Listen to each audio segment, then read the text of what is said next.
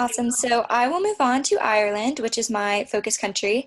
And just a reminder, I studied abroad there, and also my dad's side of the family is all from Ireland. My grandma immigrated here when she was a teenager. So it has a really big place in my heart, and it's one of my favorite places in the world.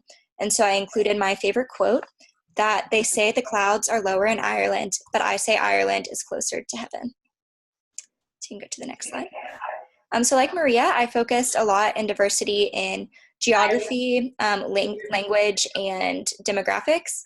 And so first, I wanted to talk about the geography and the tie to identity. So there are 4 provinces, as you can see in this picture, split up into Ulster, Leinster, Munster, and Connacht, which is north, south, east, west. And within these 4 provinces, there are 32 counties. And in Ireland, your identity is strongly tied to the county that you are from. No matter if you were born somewhere and you move somewhere else and live there for the rest of your life, like you are always going to be tied very closely to that birth county. And people will often like make stereotypes off of that, or they will feel a connection to you based on what area of the country you are from. And I think a main reason this, or something that reinforces this at least, is athletics and the GAA, which is a Gaelic athletic association. So there's different Gaelic games such as hurling, in which all of the counties will play in a tournament against each other, and that leads into the All Ireland final. So basically it's the glory for the year, kind of like the Super Bowl of who's the best county for the year. And so at the bottom, I have included some images of different counties' GAA jerseys. So the Supermac on the left is from Galway, which is where my family is from. And the one in the middle is their big rival, Mayo. And then the blue one is from Dublin, which is where I studied abroad. So yeah, just a tie again to identity, and the place that you are from is always going to define you basically when you're in Ireland. So you can move on. And these are just some images of the different landscapes that go with the different areas of Ireland. So up in the corner, you have Dublin, and that's the biggest city in Ireland. And there's other ones in the north, like Belfast and Cork, that are similar to it, but Dublin is the biggest. And then right below that, this is actually on the Aran Islands, which is in the west. And a defining part of the Irish landscape is these stone walls. So basically, people aren't really sure when they were made or where all they came from, because Ireland's just a very rocky place. And so long ago, these farmers started stacking these walls with these stones, and there's nothing holding them together. There's no mortar, nothing. They just stack them on together perfectly. And they have defined these areas for farming and for cattle and things like that, which I think is pretty cool. And there's an old saying that if the rock doesn't fit perfectly within 3 tries, then it's never going to fit, so you better pick another rock. And then the bottom beside that, we have an image of a castle, and that's also important to the landscape because there's so many ruins of castles all over the landscape that were there from when there were lots of clans that ran the country. Yeah, you can see it too behind the cattle on the farm. And so these different clan leaders and these different people would control these areas, and they would live in their castles. So now there's just hundreds everywhere that no one lives in anymore, but they're just part of the landscape. Then you can also see the big sea cliffs, which are a major part of the geography because it is an island and so surrounded by water. And up in the corner where Molly was just pointing is the Giant's Causeway in Northern Ireland. And these are perfectly hexagonal stones that are there, and you can walk on them, you can do everything, but it's awesome because they're perfect hexagons, which is a really cool part of their history up there. And I think it relates to something with magma, and somehow, I forget exactly how, but somehow it made all these shapes and these stones form perfectly. So yeah, you can move on. So, can you go back one more? So I wanted to talk a little bit about Irish and the different dialects. So while most people speak English in Ireland, the national language is technically Irish and also English, but unfortunately, a majority of people only speak English. And a reason for that is that, as you can see in the picture on the bottom, it shows the decline of native Irish speakers. And so the green shows that there used to be a lot, and it's diminished over time. And a big reason for that is during the British rule, there was a man named Oliver Cromwell who he came in, it was in charge of basically, he was violently controlling the Irish. And Irish native speakers were always under a lot of persecution and seen as lesser than the English speakers because that was connected to the British. And so he had this saying, Cromwell had this saying, to hell or to Connacht, which basically meant that if you were a native speaker, you had to move to the west, which is what the western region is called, is Connacht. So that's the reason that most of the native Irish speakers are in the west. And also the name for these native Irish areas or Irish speaking areas is Gaeltacht. And there has recently been a push for more people in urban areas to speak Irish. And this is important because in school, kids are required to learn Irish, like you're required to take Spanish or French or some other language. But unfortunately, it's not taught very well. And it can be a really difficult language to learn if you're not a native speaker, because it's a Celtic language, so they make a lot of sounds that are different than what we make in English. And their grammar structure is a lot different, and also the way you pronounce things. Like I feel like you don't pronounce anything the way that you think you would in English. And because of this, there are 3 different dialects throughout the country, one for the north, one for the west, and one for the south, depending on the region you're in. And they all have very different grammar structures. And even though they're all speaking Irish, it sounds very different. So for an example, in the right, I have the different ways that you would say, how are you, in these different dialects. And so in the south, which is also, this dialect is considered more of the standard dialect that they would probably teach you in school. So to say, how are you there, you would say, kona satatu. But in the north, you would say, gujin tatu. And in the west, you would say Cain Wea Wiltu. So again, they're all kind of different, and people from different dialects can understand each other, but you really have to pay attention. And the Irish language is really important to me because it was my grandmother's native language, and all of my family who lives there are all native speakers because they grew up in a Gaeltacht. And on the bottom, I just have a little video that we can watch for a couple seconds.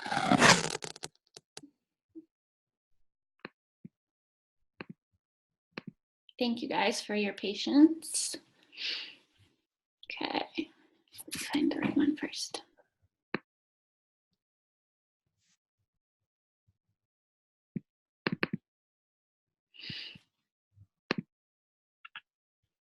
And let me know if you guys can hear it. Oops. G'day, Sheila. Can you hear it? Yes. Yes.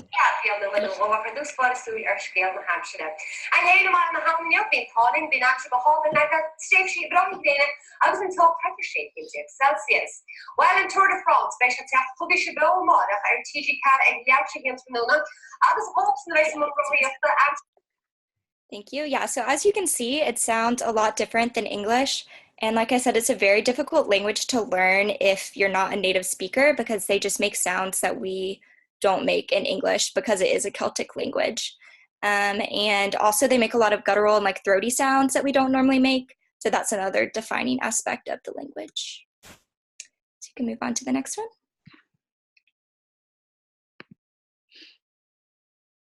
And so moving on, like I said, most people in Ireland everyone's fluent in English. It's very rare that you find a monolingual Irish speaker, especially now. Even at this point, a lot of the elderly have been exposed to English because for a long time, like I said, speaking Irish was seen as a negative. And so you basically had to speak English to be able to make a living and navigate the country that you were living in, even though Irish was the national language. And like I said, now there's also been a push for more Irish speakers and Irish speaking in urban areas, which is awesome. But in relation to English speakers, there are a lot of different accents depending on where you're from, and people are great at picking out, they'll hear you talk and they can immediately pick out what area or even what county you're from, which I just thought was amazing. And there's different variations in how quickly you speak and the words that you say and the pronunciation. And before I show this video on a guide to Irish accents, I wanted to point out in the bottom this image showing Ireland on top of North Carolina as just a reminder that Ireland is less than half the size of North Carolina. But even so, there's so many different dialects and accents within the country, which I think is pretty amazing. So we can go ahead and video was a funny way of just showing the different accents that there are, and that it did a good job of explaining the differences in how quickly they speak, the words that they use, and also the different influence, such as the British in Dublin. And a fun story about that is it's very true in what they say about South Dublin of changing their accents. And I was asked, I mean, I obviously have an American accent, and I was asked if I was actually from America or if I was just from South Dublin, because apparently some people there try to speak like Americans to make themselves seem more posh, or they just change the way they speak to almost sound American. So I thought that was interesting. So you can move on to the next one. So the next thing I wanted to talk about was a little bit of racial and ethnic demographics and a history that Ireland has of monoculturalism. So this can be seen today that still 94.3% of the population is white, and 84.5% of those are Irish people, or designated as like white Irish people. 1.9% is Asian, 1.4% is Black, 0.9% other, and 0.7% is Irish travelers. And in the next slide, I'll talk a little bit more about who the Irish travelers are. But I think it's important to note that a lot of the Irish history comes from Celtic, Norse, and British influences. And the largest immigrant groups are British, quotes, Poles, Americans, Lithuanians, Latvians, Germans, Nigerians, Indians, Pakistanis, and Chinese. And today I also wanted to talk about a couple terms that have been coming up in the media a lot and things that are just developing within the Irish culture. And this idea of being Black Irish, which is actually different from African Irish, which is similar to like African American or having African descent, but being born and raised in Ireland, or having also an Irish family member or parent. So Black Irish actually refers to a person who has darker hair, which is actually pretty common in Ireland, but they don't have light skin like the girls you can see up in this picture. So Black Irish would refer more to this man up in the top corner of having darker skin and darker hair.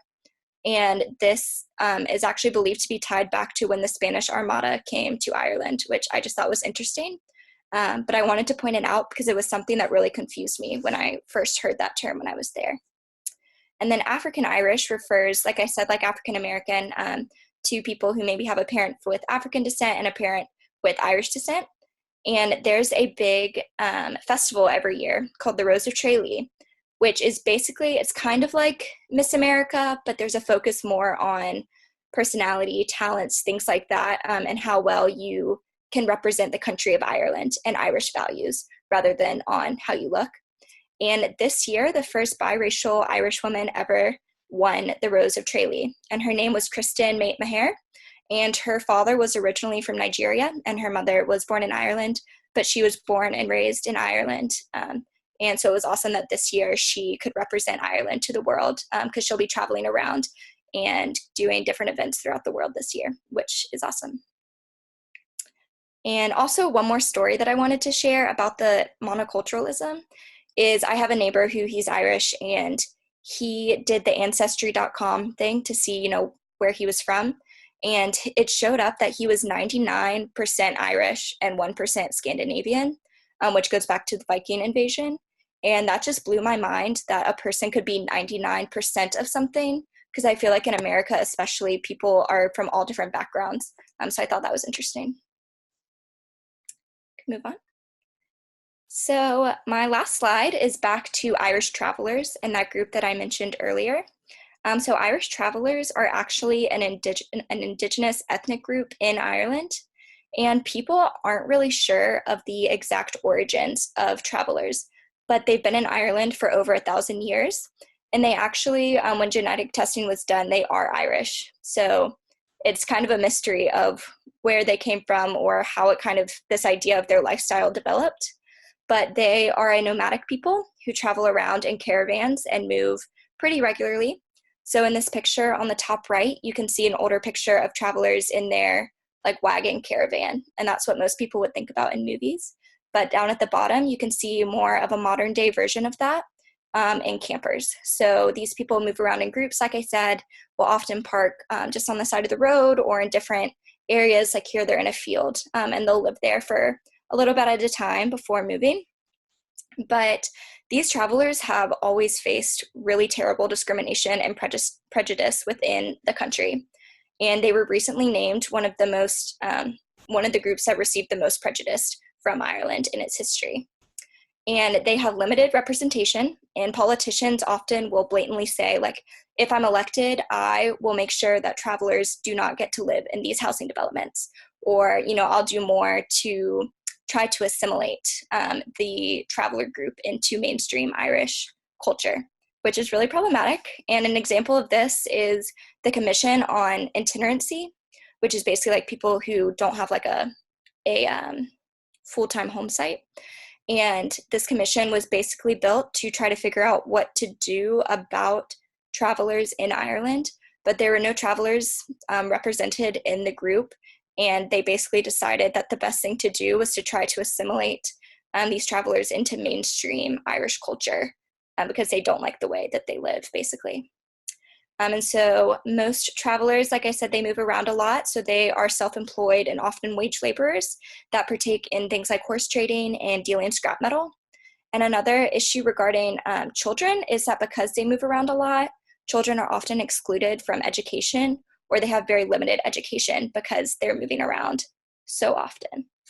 So we might have to exit the preview part, but I had a short video or like a clip from a video about an Irish traveler talking a little bit about her experience.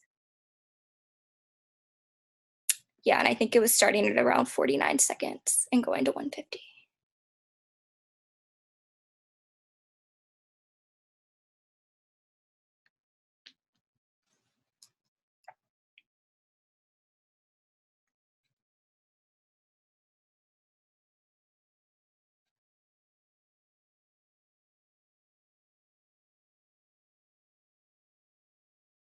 That's good, thank you. Yeah, so as you can see, the travelers, like I said, experience a lot of discrimination within Ireland, but it's a very rich culture and one that often isn't talked about except in stereotypical ways. So I just wanted to talk a little bit about that group within Ireland. And